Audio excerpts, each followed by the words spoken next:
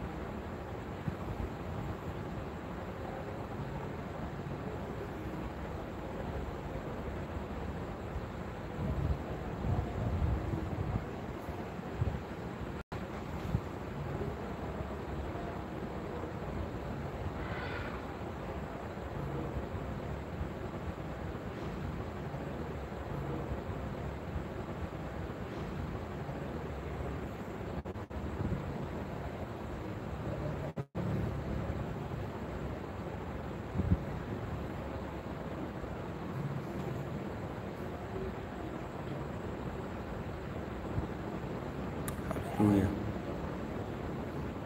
Haleluya.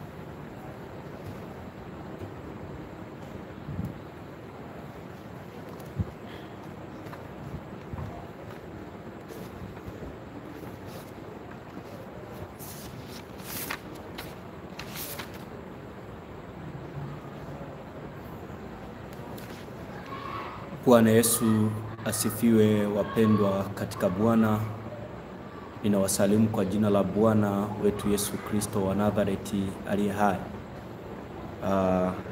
Ni mchungaji Amos kutoka hapa Tanzania. Imempendeza Bwana kwa siku hii ya leo ili kuweza kuhudumia watakatifu kwa njia ya neno na kwa njia ya maombezi.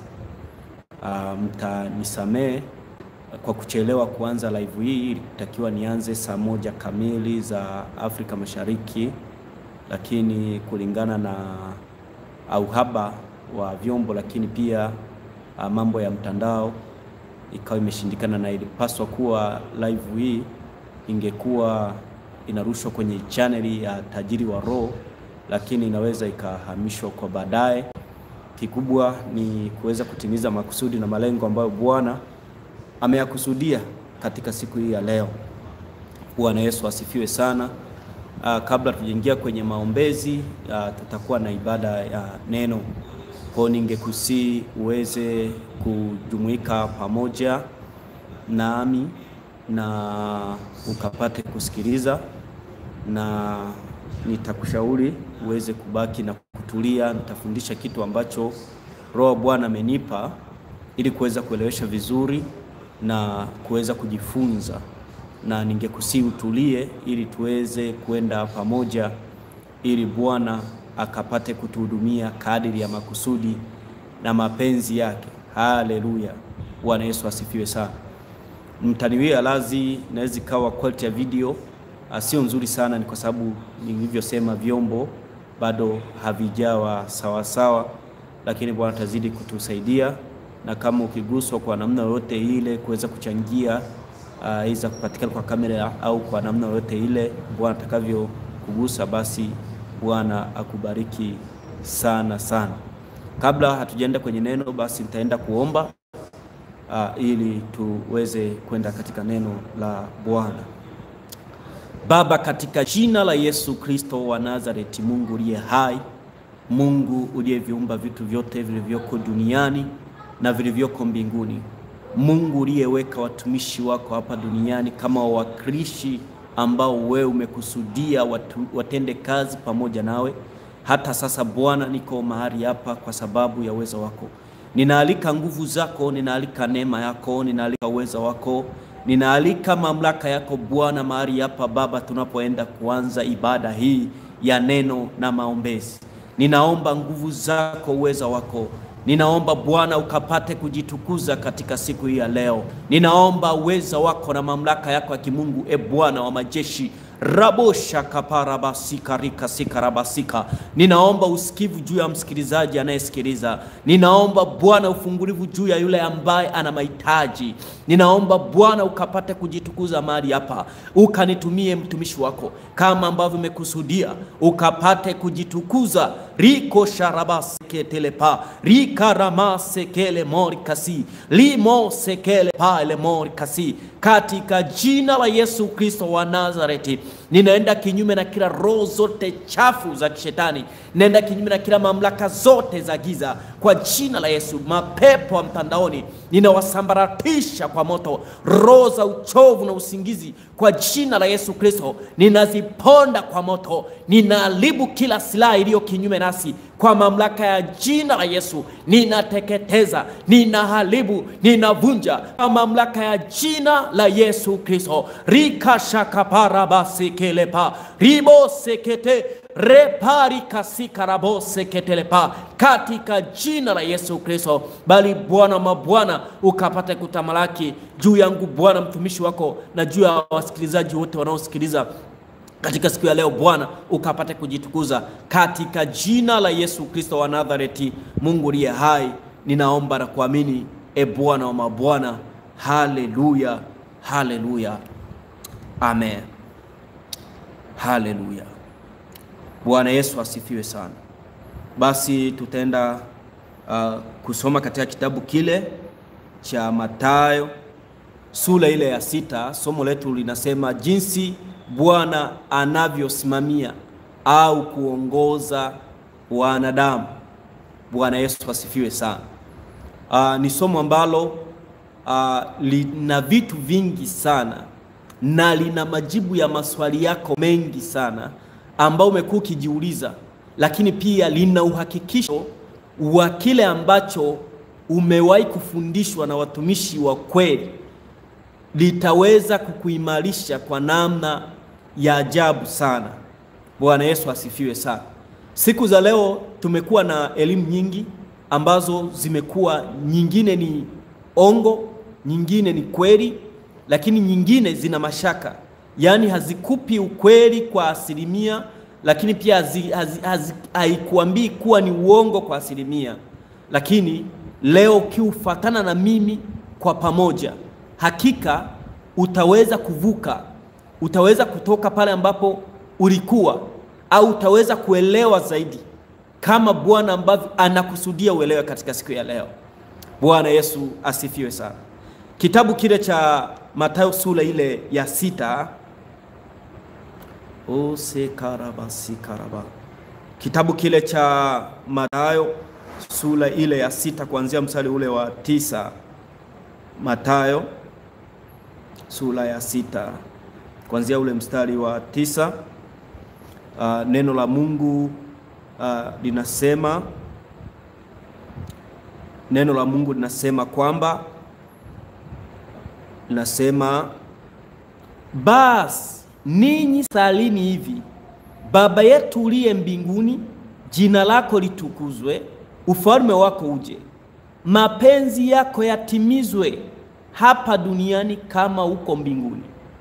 Utupe leo riziki yetu, utusamehe deni zetu kama sisi nasi tuwasamehevyo wadeni wetu, na usitutie majaribuni, lakini utuokoe na yule mwovu, kwa kuwa ufalme ni wako na nguvu, kwa kuwa ufalme ni wako na nguvu na utukufu hata milele. Amina. Hii sala tumekuwa tukisali sana, na tumekuwa tukisoma sana maneno haya ambayo Bwana Yesu alikuwa anawafundisha wanafunzi wake. Kuna neno ambalo linasema kwamba ufalme wako uje. Tunaposema ufalme wa Bwana uje, wakati ambapo tunasali hii sala au wakati tunasoma hili neno, maana ya ufalme wako uje anamaanisha nini?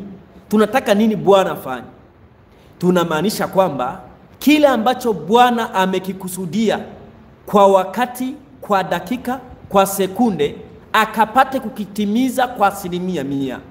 Kwa maana ya kusema kwamba wakati ambapo Bwana hatatimiza makusudi na mapenzi yake hapa duniani kama kule mbinguni alivyokusudia, maana yake tutajikuta sisi tumeenenda kinyume au tumekwepana na baraka ambayo yeye Bwana anakuwa ameikusudia kuitimiza katika maisha yetu.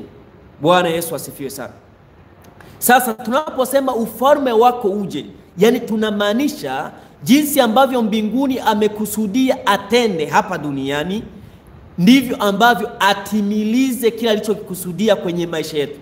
Ninamaanisha hapa duniani kama ulimwengu mzima, ninamaanisha duniani hapa kama kanisa, ninamaanisha duniani hapa maisha ya kila mmoja mmoja. Tunaposema ufalme wako uje, maana yake kila ambacho umekusudia kwenye maisha yangu Bwana kikaweze kutimia.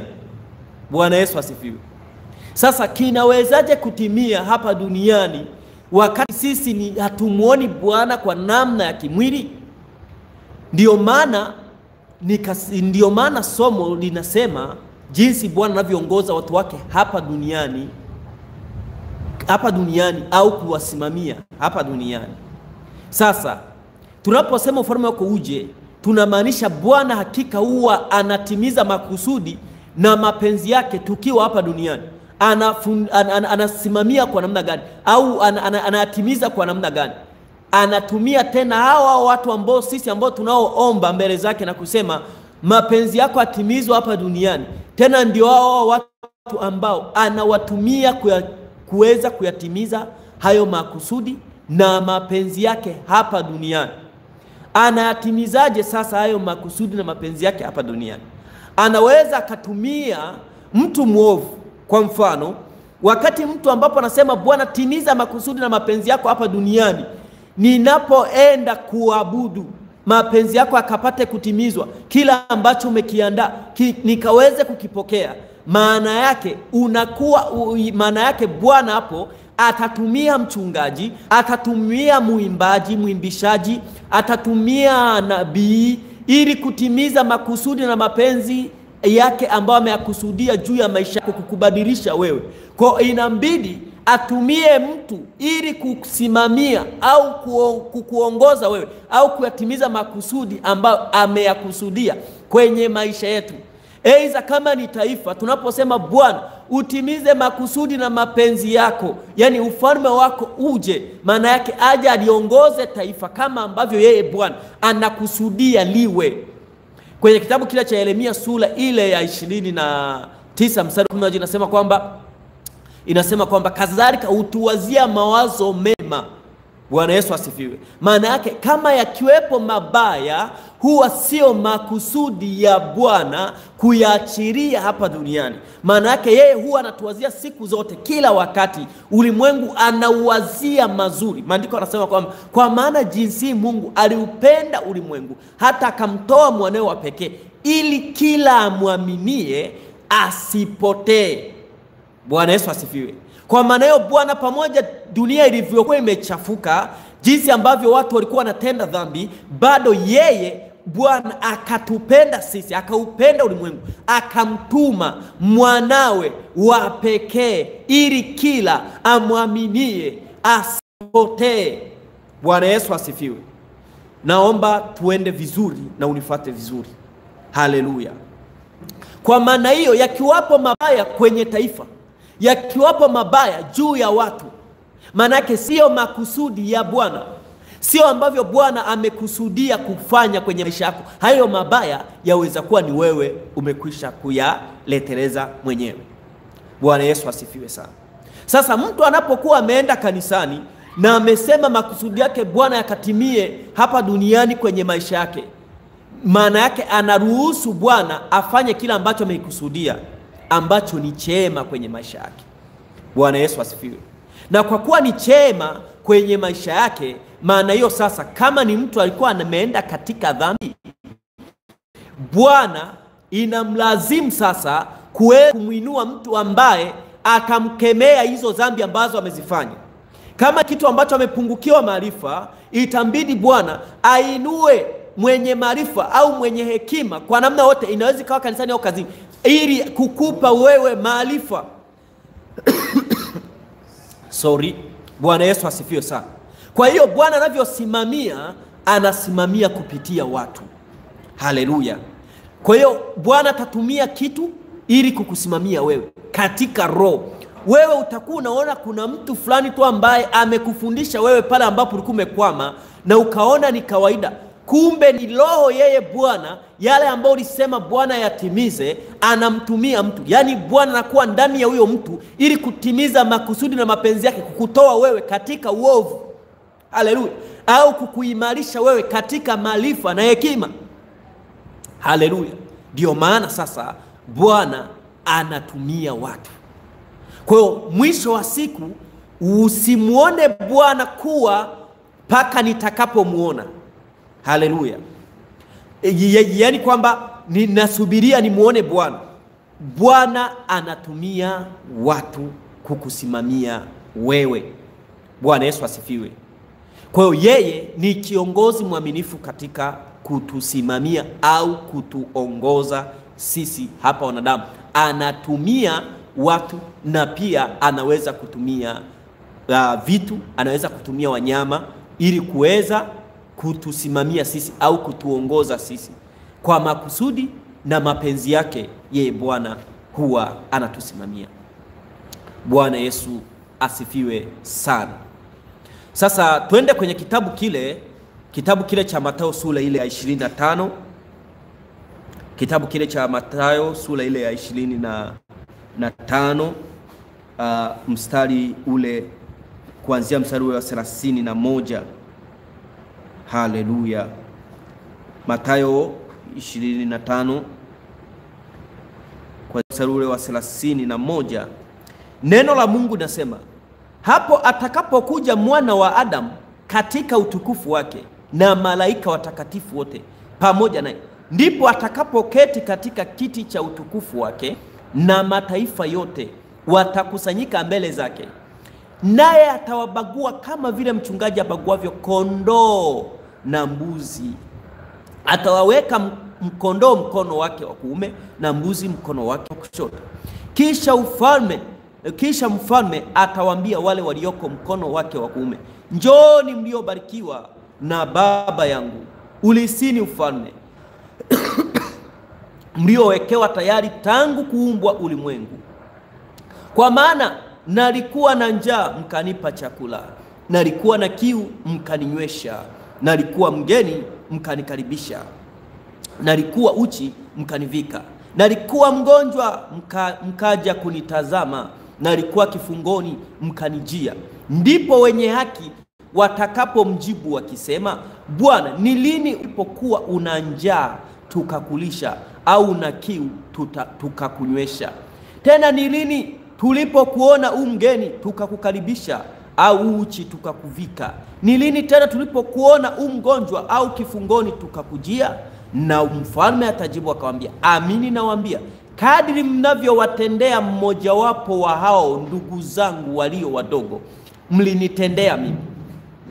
Bwana Yesu asifiwe sana. Sasa wakati ambapo Bwana anasimamia kanisa katika roho, anatumia watu, si wadogo, si wakubwa, si wa chini. Ndio maana anasema siku ile atasema kwamba atawakaribisha wale ambao wametenda matendo mema. Na anasema kwamba wakati ambapo utakapomfanyia mtu aliye mdogo, wakati ambapo mtu anakujia ana njaa, inapaswa ujiazari, kwa sababu ndani yake anaweza kawa ni Bwana amemleta huyo mtu, amemuongoza kuja kwako ili apokee msaada. Kwa hiyo wakati ambapo wewe unamsaidia, unakuwa unamsaidia Bwana. na kwa kumsaidia kwako wewe, maana hiyo wewe unahesabika kuwa umetimiza makusudi na mapenzi ya Bwana juu ya mtu huyu ambaye aliomba, Bwana naomba unipe chakula, na Bwana akamuongoza. Hajui ilikuja namna gani, aliona tu kwamba ngoja niende kwenye familia hii nikaombe chakula, nikaombe maji. Wakati amekuja, kumbe ni Bwana alimuongoza ndani yake kuja kwako kukuomba wewe chakula au kukuomba wewe maji. Wakati umempa wewe maji, nawe kama utakuwa umemruhusu Roho, maana yake pia na wewe unakuwa umetimiza au umekamilisha makusudi na mapenzi ya Bwana. Unapompa, maana yake anakubariki wewe, lakini Bwana anatukuzwa kupitia huyu mtu ambaye alikuwa naomba Bwana msaidie. Maana hiyo Bwana naye anamtukuza yeye, huyo mtu anamtukuza Bwana kupitia huyo mtu uliyemsaidia wewe, naye anamtukuza Bwana kwamba Bwana ninakushukuru kwa sababu umenipa chakula. Kwa hiyo hapo watu hao wawili inakuwa mmoja amemsaidia Bwana, haleluya, lakini mmoja naye amesaidiwa na Bwana. Sisi tunaelewana? Mmoja amesaidiwa na Bwana, mwingine naye amemsaidia Bwana. Sisi tunaelewana? Kwa kusema kwamba kila mtu kwa nafasi yake ile Bwana anamtumia kukamilisha makusudi na mapenzi yake. Wakati ambapo mtu amekuja kwako, maana yake ni Bwana amemleta umsaidie. Na wakati unamsaidia ni Bwana amemsaidia huyo mtu. Kwa aliyesaidia na aliyesaidiwa wote watumiwa na Bwana. Kwa hali hiyo ndiyo maana siku ile ya mwisho Bwana atasema karibuni kwangu ninyi mliotenda mema. Ndiyo maana tunapaswa tuwe watu wa kujiazali wakati mtu yote yule aliye dhaifu au mtu yote yule ambaye anayekusaidia. Haipaswi muone tu huyo mtu amekusaidia, ni Bwana amekusaidia. Na ndivyo jinsi ambavyo Bwana anavyosimamia na kuongoza. Usione tu kwamba ni mtu tu ndiye aliyekusaidia, au usione tu kwamba ni mtu tu nimemsaidia. Umemsaidia Bwana wa majeshi aliyeko ndani ya huyo mtu. Haleluya. Ijapokuwa inapaswa tuwe na tahadhari pia, kuna watu ambao pia wamebeba roho ya shetani wataletwa juu yako. Wewe utahisi kuwa unamsaidia Bwana, lakini unamsaidia shetani ili amekutega ili akuangamize. Bwana Yesu asifiwe. Ninataka kumaanisha nini? Maandiko yanasema kwamba hao wanaoongozwa na Roho wa Bwana, hao ndio wana wa Mungu. Kwa maana hiyo, wakati anakuja mtu kuhitaji msaada kwako, pia inapaswa wewe upate kusikiliza. Roho wa Bwana anakuruhusu kumsaidia huyo mtu. Haleluya. Maana wapo wengi ambao wamesaidia wachawi, na hao wachawi wakaenda kwenye vilinge vyao kukuroga. Haleluya.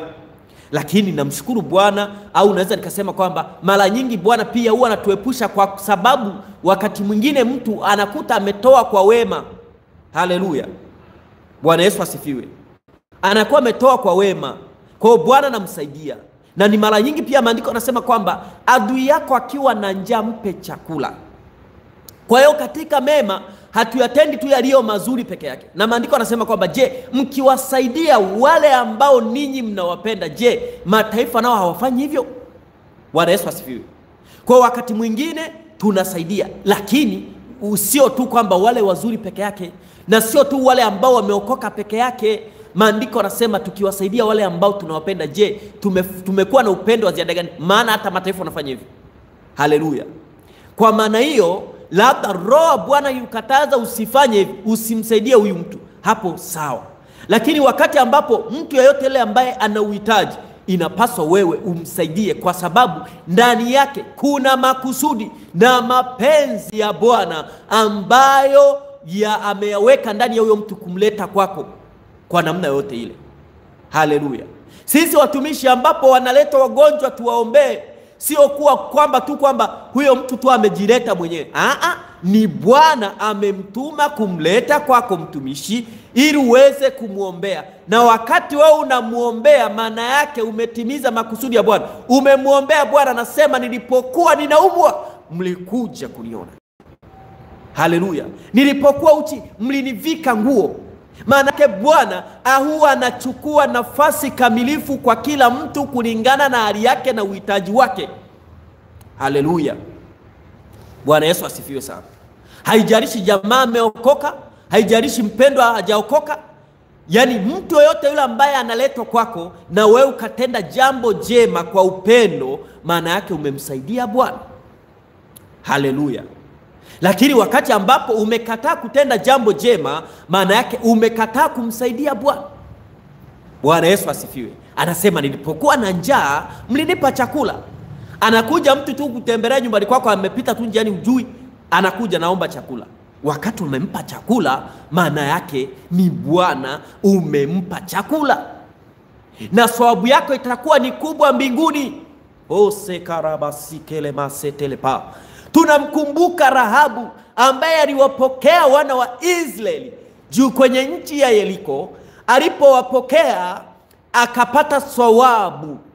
Kumbe ni Bwana ndiye alikuwa ndani ya yule kahaba. Haleluya. Kuna watu ambao ni wachafu, kuna watu ambao ni watenda dhambi, lakini Bwana tawaleta kuja kudhihirisha upendo wako ndani yako. Haleluya. Ndivyo jinsi ambavyo Mungu anatumia watu, anachukua nafasi kamilifu. Bwana Yesu asifiwe sana. Ndivyo ambavyo Bwana anaweza anavyotumia watu. Haleluya. Anavyoongoza watu na anavyosimamia watu. Bwana Yesu asifiwe sana. Sasa kuna hali ambazo watu wanakuwa wanamtenganisha Bwana jinsi anavyosimamia watu na kuona watu tu peke yao. Wanashindwa kuona kuwa kuna Bwana ndani yao. Kwa mfano kumekuwa na utata sana kuhusiana na swala la kuita baba wa kiroho. Haleluya. Au kuweka nafasi ya mtumishi wa Mungu kumheshimu kama mchungaji, au kumheshimu kama mtume au kama nabii. Bwana Yesu asifiwe sana. Nitakwambia hivi, kama vile ambavyo Bwana analeta watu ambao amechukua nafasi. Yaani ni kusema hivi, wakati mtu ni maskini, wewe unapomsaidia, maana yake umemsaidia Bwana juu ya huyo maskini. Bwana Yesu asifiwe. Wakati ambapo umemsaidia mtu aliye uchi, maana yake ni Bwana umemsaidia ndani ya huyo mtu.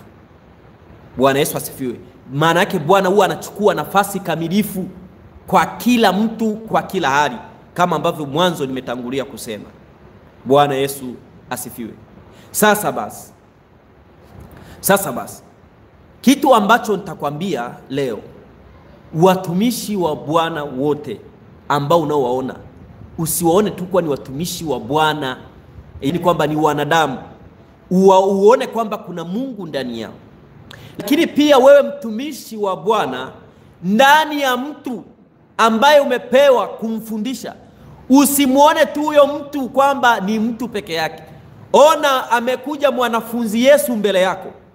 Yaani ni kusema kwamba wakati mtu anakuja kwako kumsaidia au kwa namna yote ile anahitaji juu yako, uhitaji wote ule, usione tu kwamba kuna mtu ona kuna Bwana Yesu anahitaji msaada.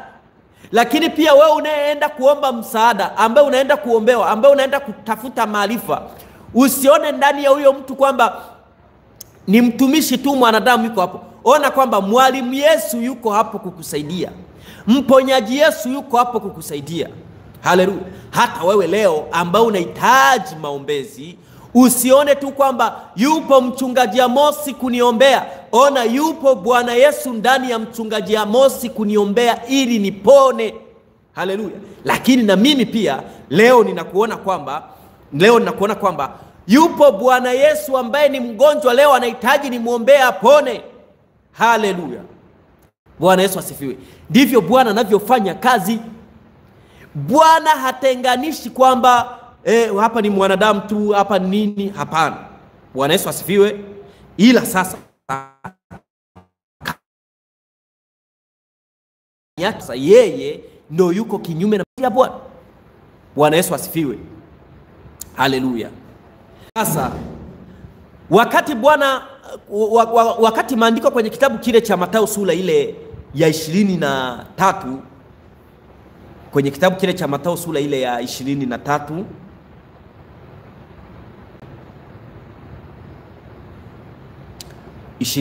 Mathayo mstari ule wa 6 hadi wa 12,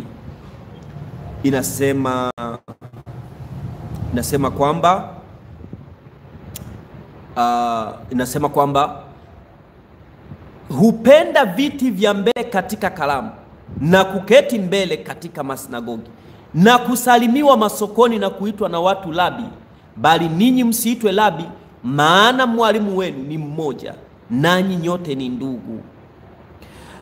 Mstari wa 8, bali ninyi msiitwe Rabi, maana mwalimu wenu ni mmoja, nanyi nyote ni ndugu.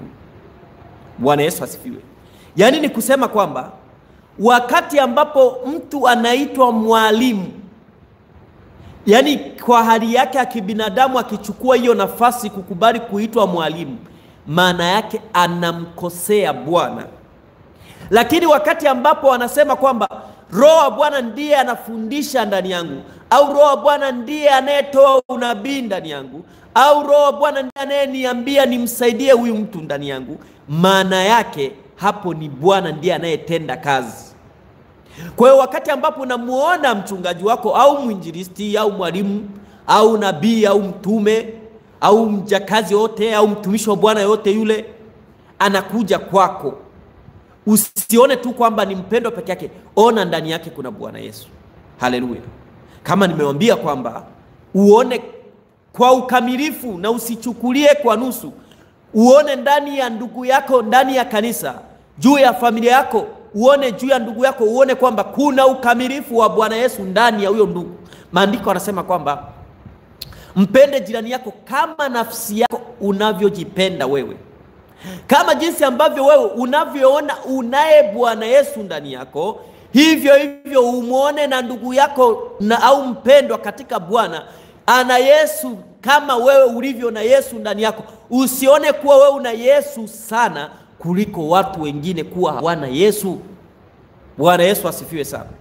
Ndipo pale ambapo siku ya hukumu utakaposema huyu hana Bwana. Bwana Yesu asifiwe. Haleluya. Lakini ona ndani ya mwenzako, uchukulie kwa upendo kwamba ndugu yangu katika Bwana ambaye Roho Bwana kaa ndani yake ametereza kwa namna fulani, umchukulie kwa upendo.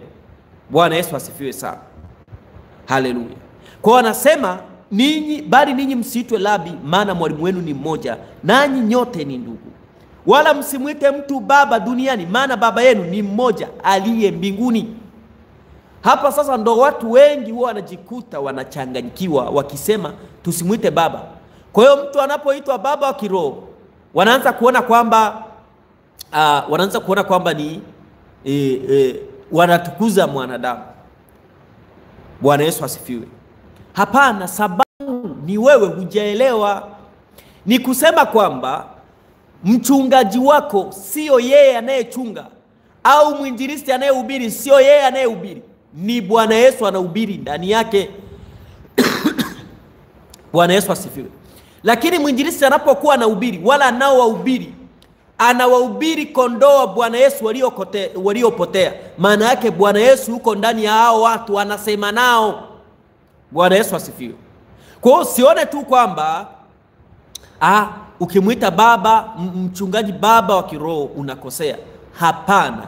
Maana yake ni kusema kwamba huyo mchungaji aliyeko hapo hawezi kuchunga kondoo pasipo kuwepo na Roho wa Kristo ndani yake. Maana yake Kristo hujijengelea makao ndani ya watumishi wake kwa ukamilifu, ili kukamilisha wewe ubadilishe mtazamo wako kwa kusema kuwa huku ndani ya mchungaji unayemuona kwa umbo la Amosi kuna Bwana Yesu mzima ananichunga mimi.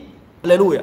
Lakini na mimi ninapokuwa ninakuchunga wewe, au ninapokuwa nakuhubiria wewe na kukufundisha wewe, na mimi ninaona kuna mwanafunzi Yesu ananisikiliza hapo ambapo ndo wewe. Haleluya. Kwa sababu yeye Bwana huwa anasimamia kondoo na kuongoza ulimwengu na watu wote katika roho. Maana yake uchukua nafasi kamilifu kwa kila kitu, kwa kila mwanadamu, kwa kila hali, kwa ukamilifu. Ndio maana tumeambiwa tupendane sisi kwa sisi. Ndio maana ninapokufundisha hapa, wewe ni mwanafunzi Yesu naye kufundisha hapo, na mimi ni mwalimu Yesu naye onekana kwa umbo la Amosi hapa.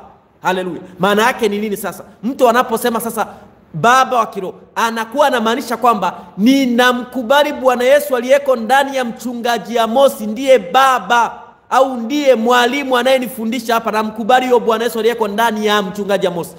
Haleluya. Na wakati ambapo utakataa, ni kusema kuwa unakataa pia hata ujio wa Bwana Yesu hapa duniani kuja kukomboa ulimwengu, kwa sababu ilimbidi avae binadamu wote kwa ukamilifu ili aje kunikomboa mimi na wewe. Wakati amechukua binadamu kwa ukamilifu, sasa huwa hatuoni tu ndani yake kwamba ni ubinadamu peke yake, huwa tunaona kwamba yeye ndani yake ni Bwana, kwa sababu Roho wa Bwana anakaa ndani yake. Bwana Yesu asifiwe sana. Ndio maana hata wakati ambapo tunaomba, wakati tunaombea watu, huwa tunatumia kwa mamlaka ya jina la Bwana Yesu, kwa mamlaka ya jina la Bwana Yesu. Ni wewe pepo, ninakuamuru toka. Haleluya. Ndio maana na Bwana Yesu mwenyewe huwa alikuwa anasema kwamba mimi nalikuja kwa jina la Baba yangu. Haleluya. Bwana Yesu asifiwe sana. Sasa turudi kwenye ile Mathayo 25. Kwenye Mathayo ile 25. Kwenye Mathayo 25.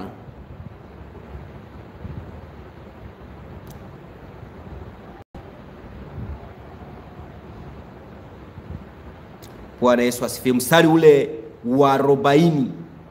Haleluya. Unasema hivi: na mfalme atajibu akiwaambia, amini nawaambia, kadiri mlivyonitendea mmojawapo wa hao ndugu zangu walio wadogo, mlinitendea mimi. Bwana Yesu asifiwe. Kwa hiyo wakati ambapo mimi mchungaji ninakufundisha upotovu au mwalimu anakufundisha upotovu, maana yake umempotosha Bwana na umeweza kuwaondoa watu katika imani ya kweli. Na wakati ambapo wewe unakataa kusikiliza kile ambacho Bwana anakusudia wewe akufundisha kupitia mtumishi ambaye amemweka, maana yake Bwana Yesu kwa image ya mtumishi au mchungaji au mwalimu au mwinjilisti au nabii, unapokataa sauti kuisikiliza ambayo Bwana anasema na wewe kwa kinywa, maana yake unamkataa Bwana. Haleluya. Na wewe nabii unapokuwa unatabiri labda uongo, maana yake unapowakosesha hao watu unamkosesha Bwana ndani ya hao wadogo. Haleluya. Kwa hiyo wewe usione kwamba unamuita mtu baba duniani, ona kuwa unamuita Bwana Yesu baba aliyeko ndani ya mtumishi aliyewekwa kwenye maisha yako kukufundisha wewe. Haleluya. Kuanzia leo usijione kuwa wewe ni mwanafunzi wa Bwana Yesu hauna Yesu. Sema ni Bwana Yesu aliyeko ndani yako amejiweka kwenye nafasi ya wewe kuwa mwanafunzi. Kwa hiyo mimi ninakuona wewe hapo ni mwanafunzi Yesu, na wewe ubadilishe mtazamo wako unione ni mwalimu Yesu aliyeko hapa anakufundisha wewe. Ndio maana unapoita baba wa kiroho, maana yake unamaanisha kuwa ni baba Yesu aliyeko ndani yangu mimi ninayekufundisha, au ndani ya mtume Maria Bwana anayetufundisha sisi. Maana yake ni Bwana Yesu aliyeko ndani yake ndiye baba yetu wa kiroho. Haleluya. Maana amechukua nafasi kamilifu ndani ya kiongozi. Haleluya. Unapoita kiongozi, na huyo kiongozi yaongoze katika roho. Bwana Yesu asifiwe sana. Kwa hiyo mtu asikuchanganye kukwambia baba wa kiroho eti tunatukuza mwanadamu. Hapana. Ila elewa, hata wewe ninakuona wewe ni mwanafunzi Yesu. Au unaposema mwanangu wa kiroho, ninamaanisha kwamba ni mwanafunzi Yesu au ni mtoto Yesu ambaye yuko ndani yako, ambaye Yesu amemleta nimfundishe, ambaye na mimi Bwana Yesu aliyeko ndani yangu amechukua nafasi ya kukufundisha. Maana yake kuna mwanafunzi Yesu, kuna mwalimu Yesu, kuna mchungaji Yesu, kuna nabii Yesu, kuna mtume Yesu. Ila huyu mtume Yesu yuko ndani ya mwanadamu, na huyu nabii Yesu yuko ndani ya mwanadamu, na huyu mwanafunzi Yesu yuko ndani ya mwanadamu. Bwana Yesu asifiwe sana. ni kitendawili kidogo ambacho kinashinda watu wengi. Bwana Yesu hutumia watu. Haleluya.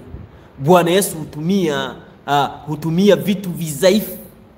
Kwa hiyo wewe kikubwa ni kukaa kwenye nafasi ya kuyatimiza makusudi na mapenzi ya Bwana kwenye maisha yako. Bwana Yesu asifiwe sana. Kwa hiyo tunajihadhari. Unaponiita mchungaji, ninapaswa nijitathmini kwa kazi yangu ya uchungaji ninayoifanya. Bwana Yesu asifiwe. Ninapokuita kondoo, maana yake na wewe unapaswa ujitathmini kwa nafasi ya kondoo unayechungwa. Ujitathmini, je, wewe kondoo ni kondoo kweli? Umekubali kuchukua nafasi ya kujifunza kama kondoo Yesu aliyeko ndani yako? Maana yake umechukua wanafunzi kwa ukamilifu. Bwana Yesu asifiwe sana. Wakati unaniita mchungaji, wakati unamuita mtu nabii, maana yake haumtukuzi huyo mtu. Nabii ni Bwana Yesu aliyeko ndani yake, ndiye anayesema. Haleluya. Mwalimu ndiye Roho, ndiye Yesu aliyeko ndani ya mwalimu anayefundisha. Ndio maana kataa tusiwaite watu labi, yani mwalimu. Maana mwalimu wetu ni mmoja, ndiye Bwana Yesu. Sasa huyo Bwana Yesu sasa hivi tunamuona wapi? Tunamuona ndani ya watumishi, ndani ya kondoo tunaowachunga. Huyo ndo Bwana Yesu amekuja kujifunza. Maskini unapomsaidia, huyo ni maskini Yesu amekuja kwako kumsaidie. Haleluya. Riko sharabaseketelepa. Haleluya. Bwana Yesu asifiwe sana. Sasa twende kwenye kitabu kile cha Yohana sura ile ya 10. Yohana sura ile ya 10.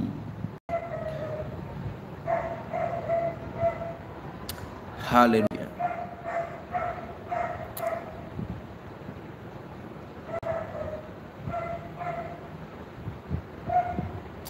Haleluya.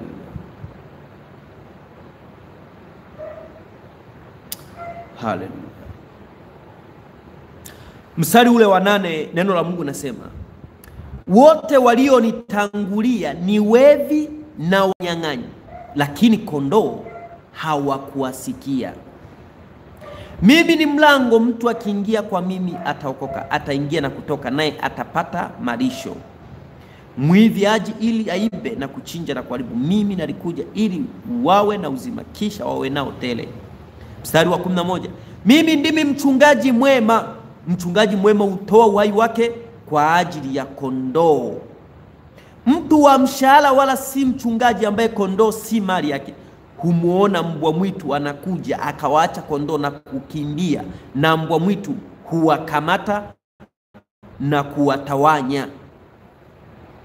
Bwana Yesu asifiwe sana.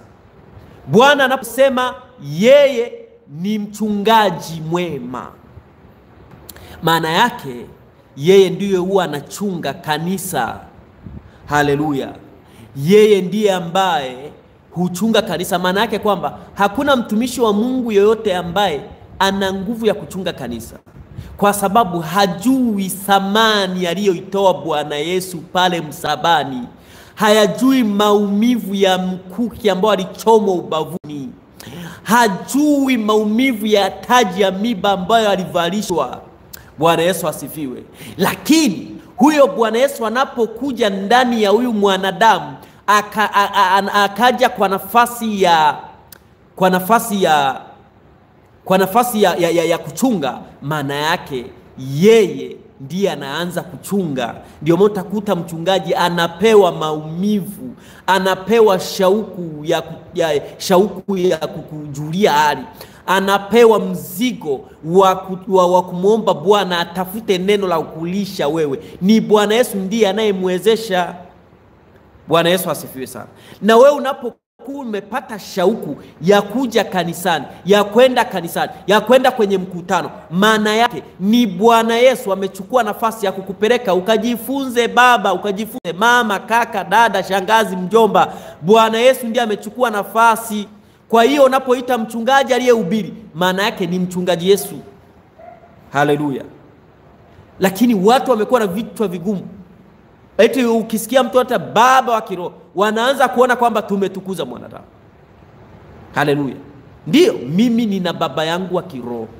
Haleluya. Anaitwa Mtume Maria Bwana. Lakini na mimi nina watoto wa kiroho ambao ninao wachunga. Haleluya. Maana hiyo mimi kumuita Mtume Maria Bwana baba wa kiroho, ninamaanisha kwamba ni Bwana Yesu yuko ndani yake. Na mimi kuita kwamba nina kondoo na wachunga, ninamaanisha ni kondoo wa Yesu, au ni Yesu amekuja kwa mfano wa mwanafunzi, nimfundishe. Nitakapoweza kumpotosha, maana hiyo mimi najipalia makaa ya moto na nimetoka kwenye nafasi ya kondoo. Kwa maana nikiweka ubinadamu kukuchunga wewe, tayari mimi ninakuwa ni mtu wa mshahara na sina maumivu juu ya roho yako wewe. Haleluya. Bwana Yesu asifiwe sana. Yeye Bwana Yesu ndiye mchungaji mwema. Lakini leo watu wanakataa kuita baba wa kiroho, lakini wanaita mchungaji wangu. Unajua unachokisema? Haujui. Wanaita mwalimu fulani. Unajua unachokisema? Haukijui.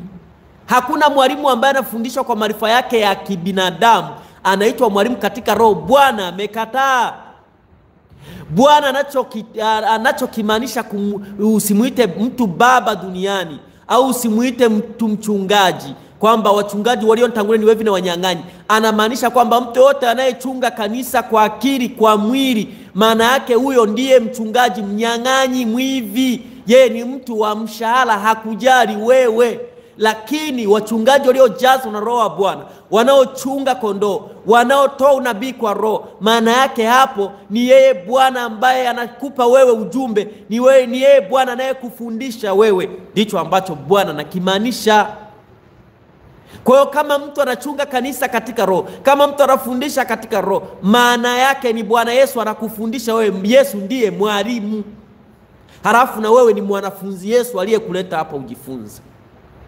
Bwana Yesu asifiwe sana. Haleluya.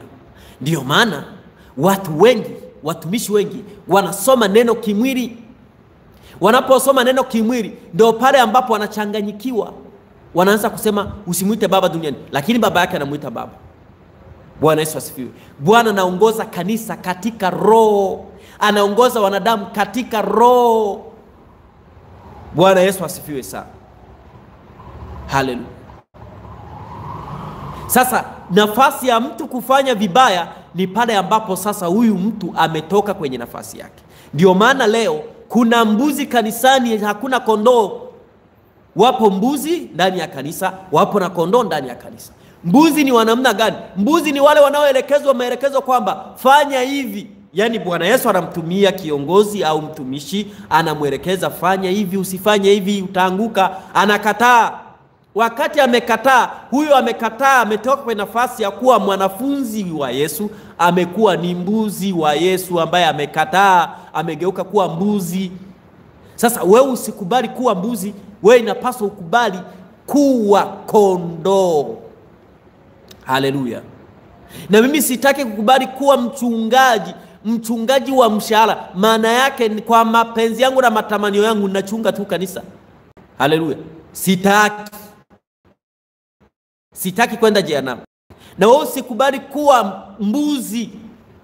Yaani unayeambiwa kanisani usifanye hivi, unakataa, unasema ametuambia tuite baba kiroho, ametuambia tufanye hivi. Yeye ni nani? Kumbe ni Bwana Yesu kupitia maandiko matakatifu na kupitia maelekezo ya kiroho. Ndiye Bwana amesema na wewe. Haleluya. Labda tukiwaita kwamba labda tuseme kwamba wakati tunaita watoto wangu wa kiroho, tunamaanisha kwamba roho wa Kristo aliyeko ndani yangu ndiye ambaye anakuchunga wewe. Na wewe hiyo roho yako ambayo iko ndani yako, kupitia hiyo roho yako, roho wa Bwana aliyeko ndani yangu ndo anaichunga hiyo roho. Lakini baba yetu aliyeko mbinguni ndiye Yesu, na ndiye anayekuchunga wewe, na ndiye anakufundisha wewe. Lakini sasa utasemaje baba yangu wa kiroho wakati haumuoni kwa macho? Au atakufundishaje sasa wewe?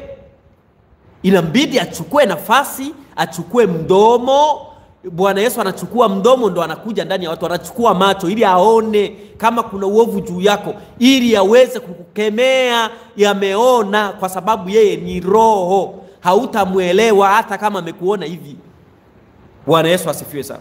Ndio maana leo wengi, si wote ambao wanasikia sauti ya Bwana. Kuna watu ambao wanasikia sauti ya Bwana, wachungaji wamepewa kusikia sauti ya Bwana, wamepewa macho ya kiroho ili wakuone wewe, ijapokuwa kuna wengine labda hawana neema hiyo, lakini Bwana anachukua nafasi ya kuonyesha wewe hutaweza kujichunga, kwa sababu wewe haujakamilika katika kuchunga. Umewekwa nafasi ya mwanafunzi, na uikubali hiyo nafasi ya kuwa wewe mwanafunzi, na mimi nikubali kuwa nafasi ya mwalimu katika roho. Maana yake roho Bwana akufundishe wewe, na wewe kubali kuwa mwanafunzi wa Yesu katika roho, na usione mimi ndani yangu kuna mwanadamu, ila uone kuna Yesu. Bwana Yesu asifiwe sana. Sasa usijihangaishe kutafasiri mambo ya kiroho kimwili, badala yake inapaswa uyatafasiri kiroho. Haleluya. Na ujue kwamba Bwana Yesu huwa anachukua nafasi kila namna. Kwa mfano, Bwana Yesu Bwana Mungu wa mbinguni alichukua nafasi ya kuadhibu Israeli, au adhibu Nebukadreza. Akamchukua Nebukadreza, anamuita Nebukadreza mtumishi wangu, mtumishi wangu. Maana yake alikuwa anatii amri ya kuweza kuadhibu Israeli. Maana yake ni Bwana Yesu mjilipiza kisasi, au Bwana Yesu muadhibuaji aliyekuwa na waadhibu Israeli. Alichukua nafasi ya mfalme Nebukadreza ili kuadhibu Israeli. Maana hiyo hapo, usimuone Nebukadreza ndo mbaya, ila ona kwamba ni mimi makosa yangu ambayo Bwana amechukua nafasi ya kuniadhibu kupitia mfalme Nebukadreza. Ndicho alichokifanya kwa Israeli. Bwana Yesu asifiwe sana. Ndio maana mnamuita Nebukadreza mtumishi wangu. Sasa Bwana anaposema Nebukadreza mtumishi wangu, anatambua sasa ile hali ya ubinadamu wa Nebukadneza. Ndicho anachokitambua. Bwana Yesu asifiwe. Ninaitwa mtumishi kwa sababu anatambua ile hali ya ubinadamu wangu, ananiita mtumishi. Maana yake mimi ubinadamu wangu ndio unaomtumikia Bwana, lakini yeye ndiye anayetenda kazi ndani yangu kupitia huu mwili wangu. O sekaraba seketelepa. Bwana Yesu asifiwe sana. Bwana anasimamia kiroho. Unaposema Bwana ufalme wako uje, anamaanisha kwamba yale aliyokusudia katika roho yatimilike, lakini kuyatimiliza hayo Bwana Yesu anachokitumia, anatumia watu. Haleluya. Kwa hiyo usije ukaona uko kinyume.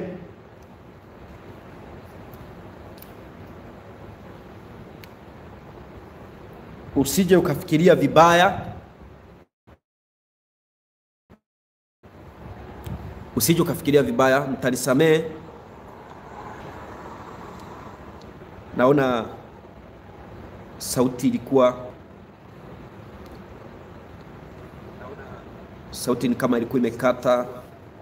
Bwana Yesu asifiwe sana.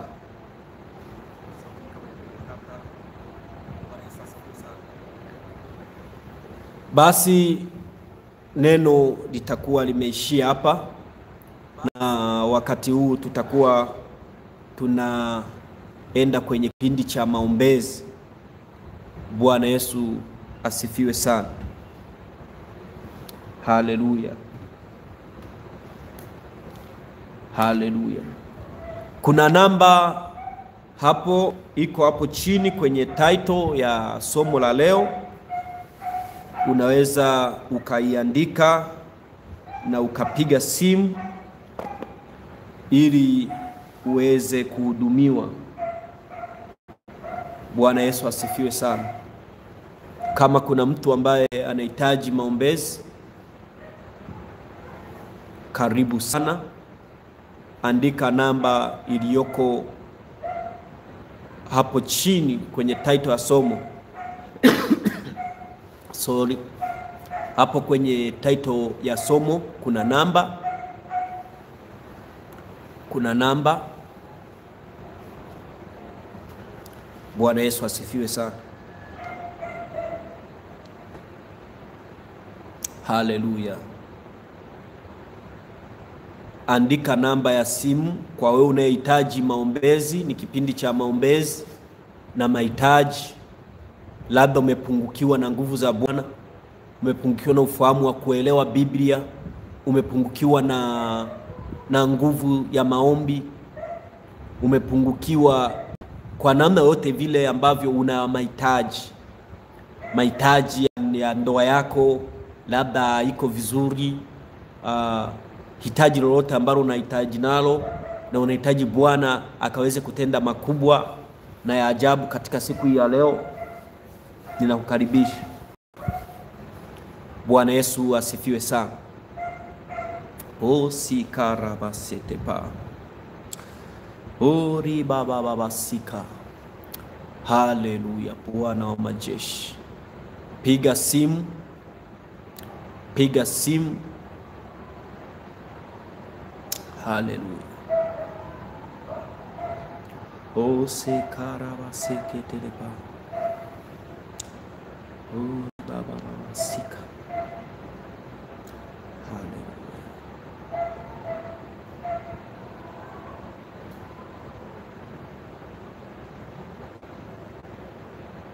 Haleluya.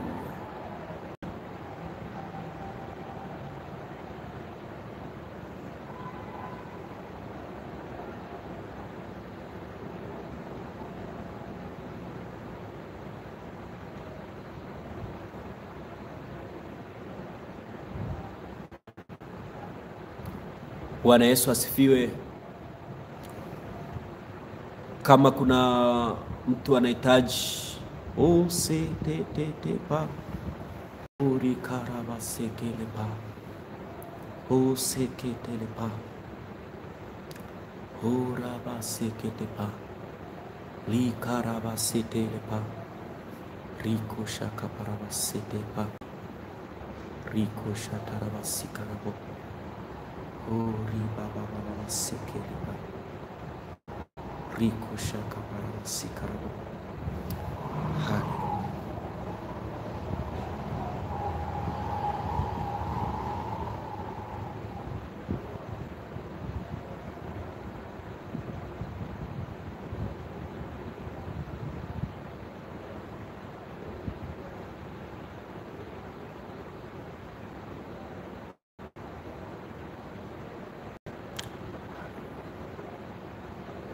Bwana Yesu asifiwe sana. Haleluya. Basi kama kuna mtu ana swali, tumia hiyo namba iliyoko hapo chini, kwenye title ya somo. Hapo chini utaona kuna namba ya simu.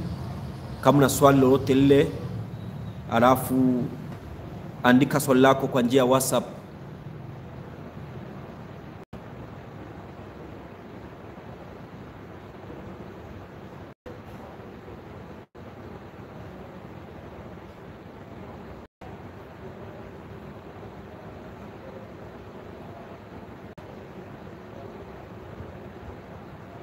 Najaribu kuangalia hapa kama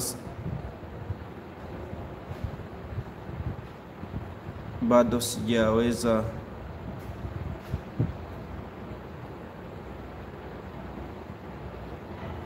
Sioni comment hapa.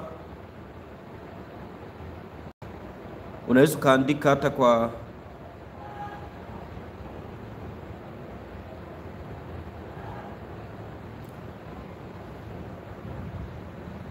haleluya. Sorry, naona huku pia ndo ilikuwa kuna changamoto.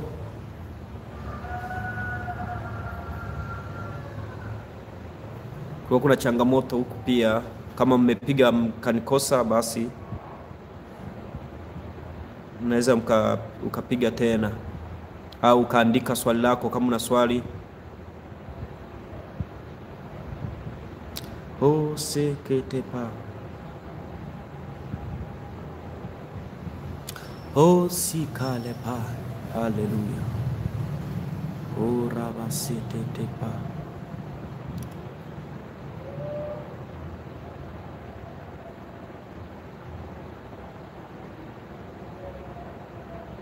narekebisha hapa kidogo ili niweze kuangalia hapa.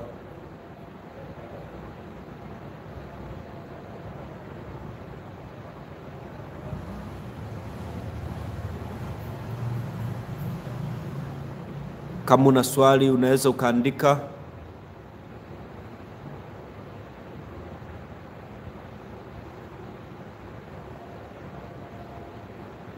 Unaweza ukaandika kwa njia ya WhatsApp nikasoma, kwa maana hapa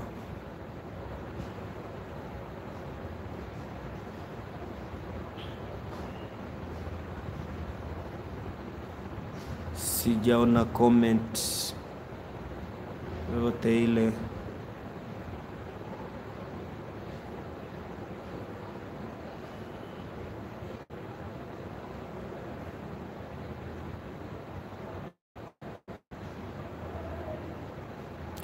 Haleluya.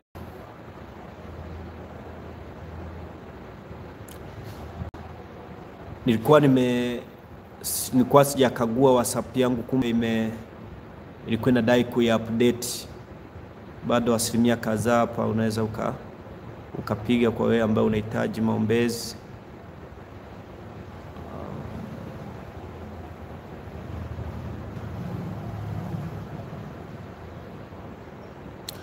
Usika. Haleluya.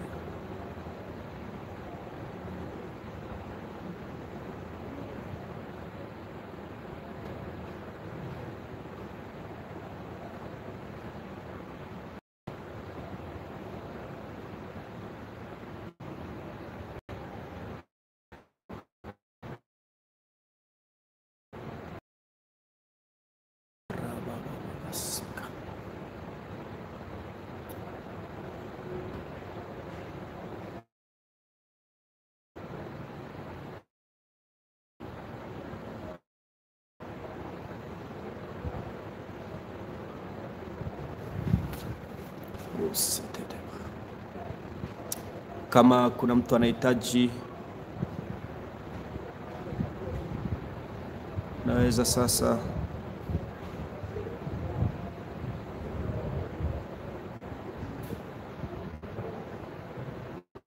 naweza sasa ukapiga simu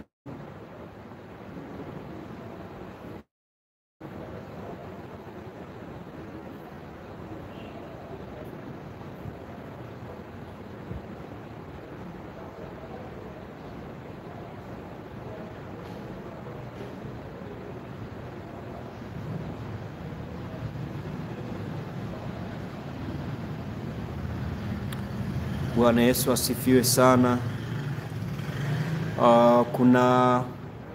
Kuna swali hapa kutoka kwenye grupu la wana wa Mungu. Nasema swali langu, inakuwaje hii muda huu wa kipindi wana wa Mungu na kipindi hiki? Okay, sawa. Naweza nikasema kwamba ni heri sasa hivi kutakuwa na ibada mbalimbali.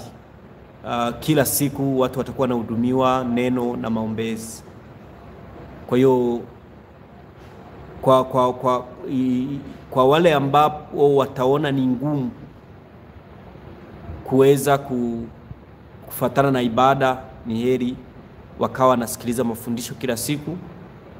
Na wale ambao wanahitaji maombi, kuna nyakati ambazo tutakuwa tunaweka mahitaji kwenye grupu. Kuna grupu la Ukweli Church of Christ na hapa Tanzania na la makao makuu. Kwa hiyo inawezekana kufuatilia somo, lakini kama mnaweza kuendelea na ibada kwenye magrupu mbalimbali, mnaweza kuendelea, lakini mkawa mnafuatilia pia. Kama unahitaji wa maombezi na kusikiliza neno pia, unaweza kufuatilia kwenye channel.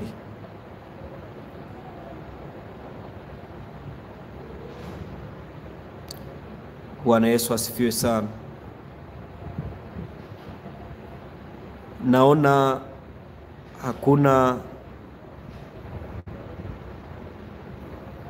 hakuna mtu ambaye anahitaji kuombewa. Sioni simu hapa.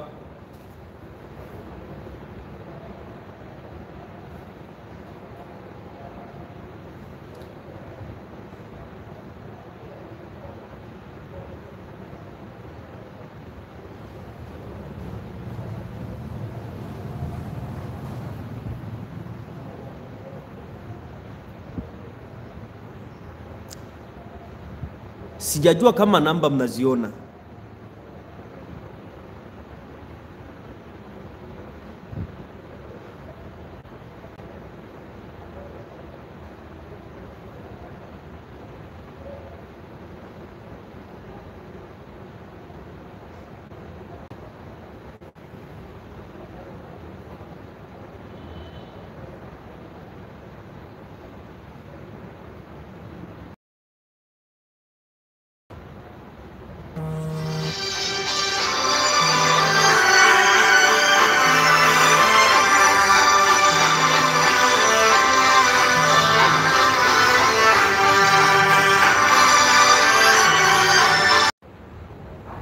Naomba niwatajie namba.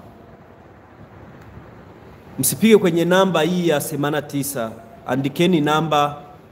Namba ni +255 74661132.